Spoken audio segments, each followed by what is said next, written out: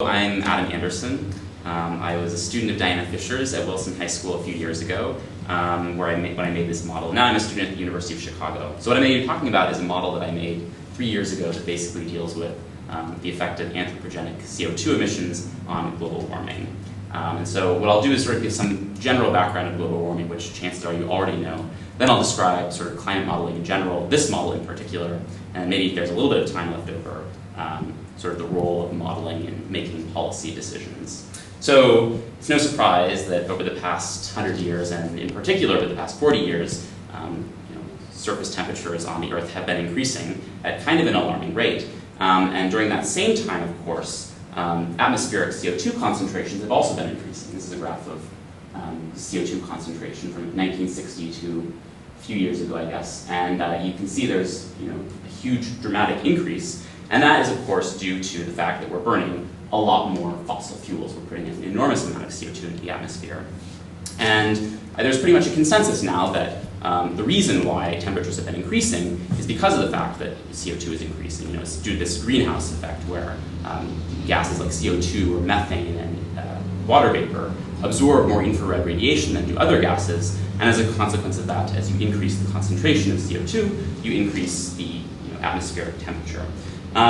So there are lots of different ways you can model this. And there are lots of people trying to model this for obvious reasons, particularly as part of the international panel on, or intergovernmental panel on climate change. And so I guess there are sort of two types of models that people use. The first is sort of the more advanced model. They're known as general circulation models. And the way they work is they essentially divide the Earth into many, many cells, and they'll take each cell and they'll sort of divide it up into these vertical slices. And then they'll use numerical simulations to sort of simulate the transport of matter and energy between these cells and try and come up with sort of a long-term prediction of what climate will look like in the future. So they're very computationally intensive, and they're very sophisticated, and people spend, or thousands of people spend an enormous amount of effort working on these models. But there's a much more simple type of model, which people used before we had all these really, really computationally powerful resources, which is the type of model that I made, which is known as a so-called bucket model.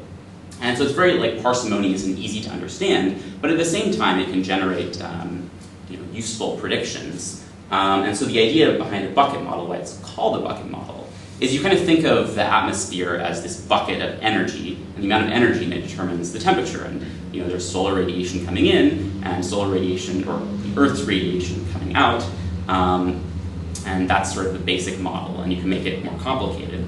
And then you can model the carbon cycle and sort of do a similar sort of thing where you have various places where there are carbon, and you model the transport of carbon between them, stalks of carbon. And so that's what I'll be talking about, and that's what I made. So what I'll do is sort of briefly describe in general terms how my model works, and then I'll hopefully look at the actual model in Stella. But sort of from the most global perspective, there's two different chunks. There's sort of the climate sector of the model and the carbon cycle sector of the model, and then they're coupled together by infrared absorption and these other factors. So for example, part of the carbon cycle is you have CO2 in the atmosphere, and that influences how much energy is absorbed in the atmosphere, so therefore that influences the climate. But similarly, the climate has an impact on the carbon cycle. For example, as it gets warmer, more plants grow, and so therefore you have a change in the relative amount of carbon that's stored in biomass, for example, as opposed to oceans or whatever. So let's take a look at these. So this is the sketch of the carbon cycle, and we'll actually look at it in the model too. But you have sort of these 5 different places where carbon can be. I mean, this is to a very rough approximation, but it's conceptually this is the way it works. You can have CO2 or carbon in the atmosphere. You can have carbon in biomass, things like plants, people, etc. You can have carbon in the soil, and then carbon in the ocean. And I split the ocean up into 2 different layers, like the deep ocean, because it turns out that carbon there sticks around for a very, very long time. And then the surface ocean, because there's a lot of flux between carbon in the surface ocean and the atmosphere. And then, of course, there's anthropogenic carbon emissions, so us burning our gasoline in our cars, etc. So we can go into the Stella and see how this works. This is the actual model, or the actual piece of the model that deals with the carbon cycle. And so you can see you have carbon in the soil, which can be transferred into atmospheric carbon, so that's carbon in the atmosphere, via this process of soil respiration. You have carbon in biomass, which can become part of the soil. That's decomposition, obviously, when leaves decay, they turn into soil, and that's that process there.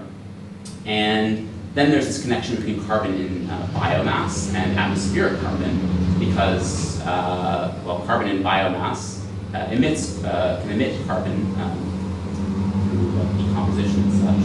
And also, obviously, there's photosynthesis, so atmospheric carbon can be converted to carbon in the biomass, because obviously, when plants do photosynthesis, that's just what happens. And then over here, you have the ocean, the two pieces of the ocean. So there's this surface ocean component, which is connected to the atmosphere and through this ocean carbon uptake. So basically, the ocean is all the time absorbing carbon, but at the same time, it's also emitting carbon. So it's two-way street, I guess, and that's the ocean carbon emission.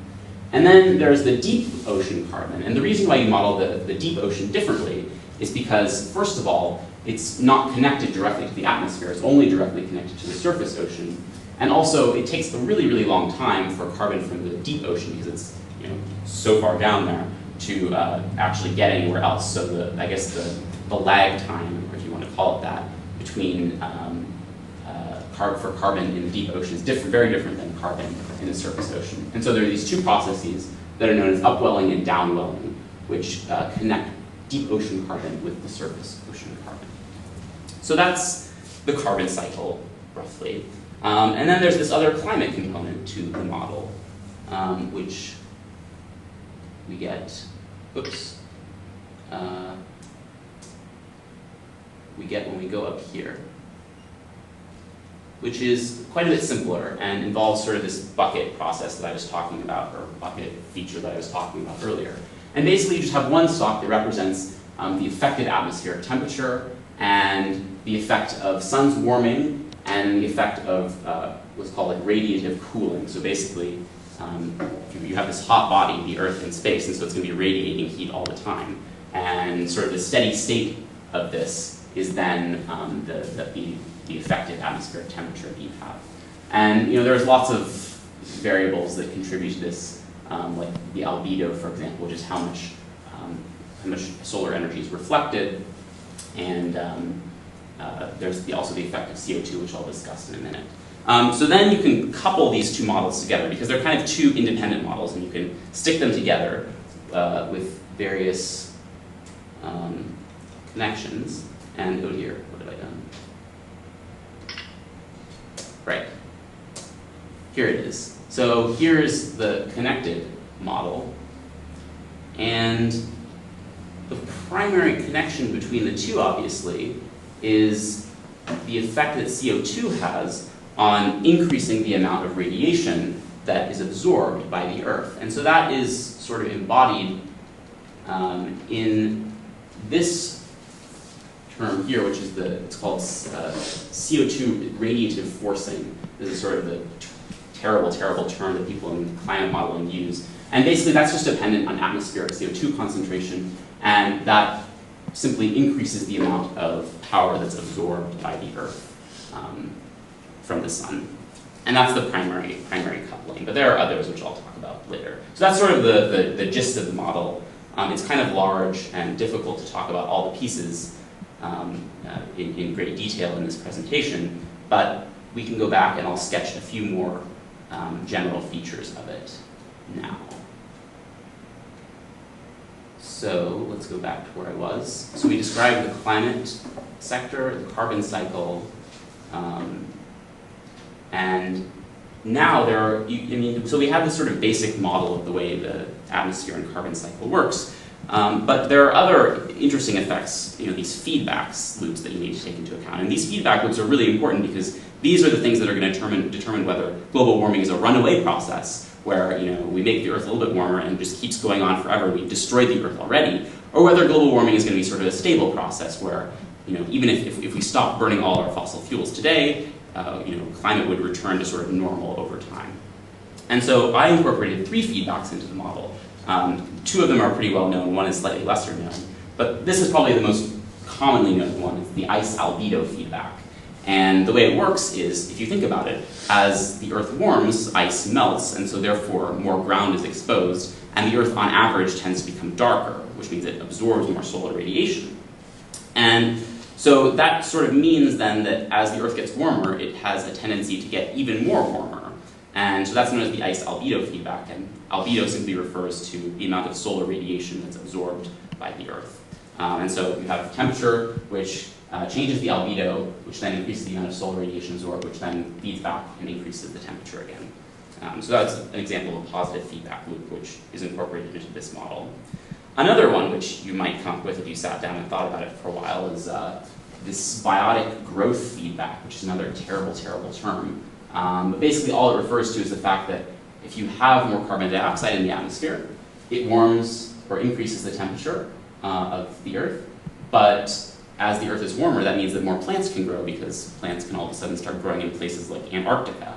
But then that increases the amount of photosynthesis you have. So in fact, that decreases the amount of carbon dioxide in the atmosphere and decreases the temperature. So that's an example of sort of a stabilizing or negative feedback loop, I guess, which would counteract the ice albedo feedback.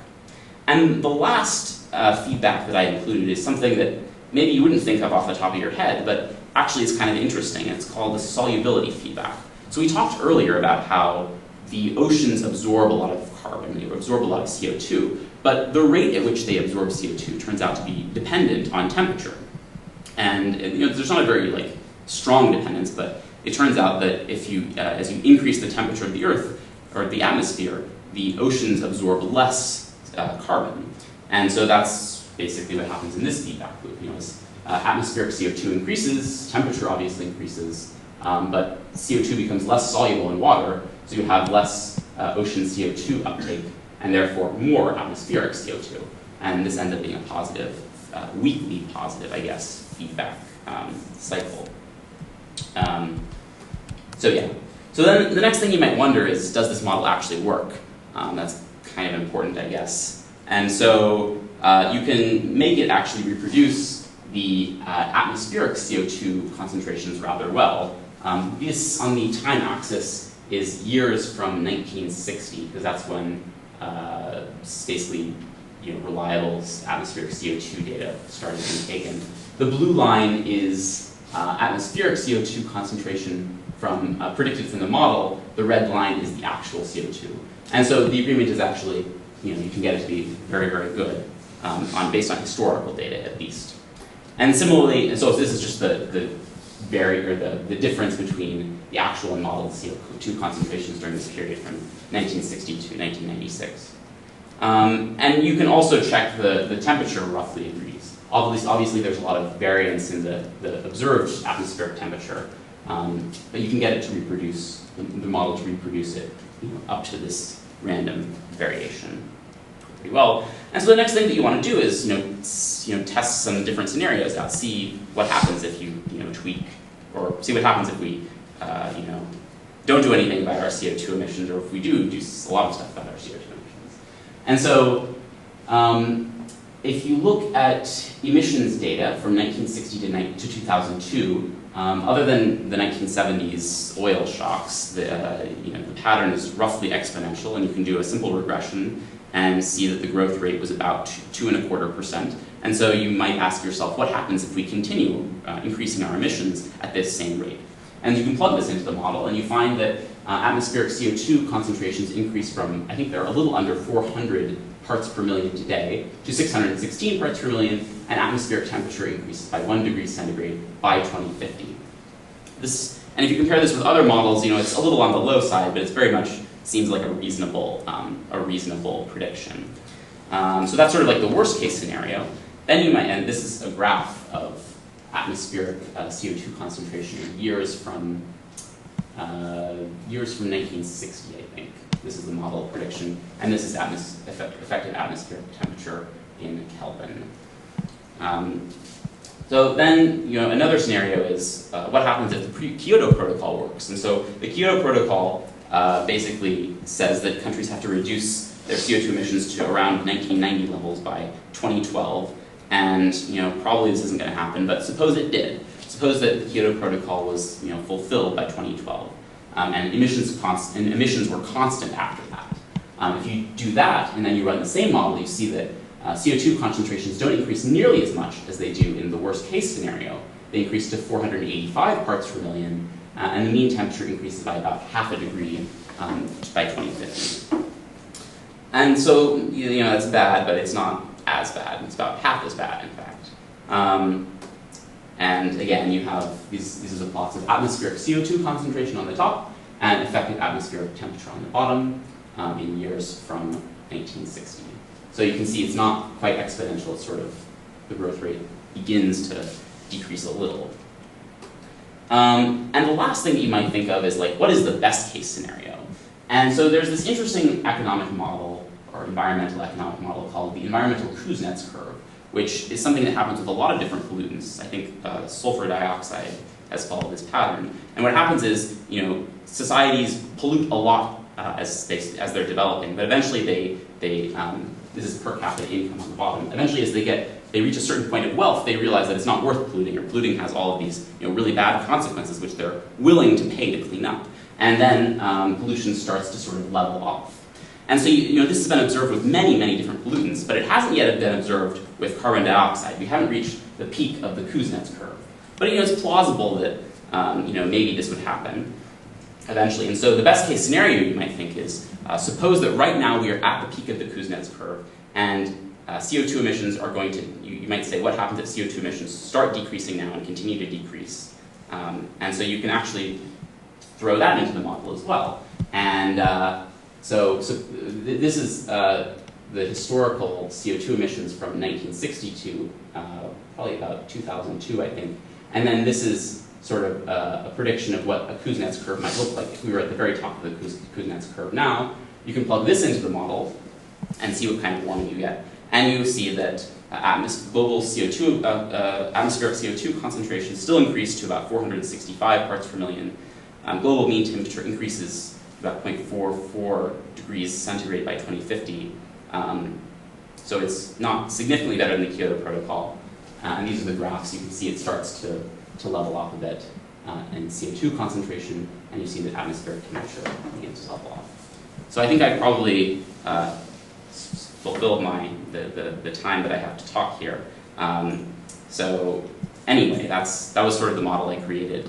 And these sorts of things are very useful for testing different policy scenarios, because obviously, solving the issue of global warming is an issue that is going to affect a lot of people in potentially negative ways, because they're going to have to give up lots of things, and things that give them welfare. And particularly in third world countries, people are already very, very bad off, and they want to live in the same sort of standards that we live in here, but that would require significant amounts of CO2 emissions. And so it's very important that we try and find the policy solutions that have the most bang for the buck, so to speak, that decrease the most amount of CO2 while having the smallest welfare impacts. And so modeling is one way that you can test a lot of these different scenarios and try and find the ones that do work the best.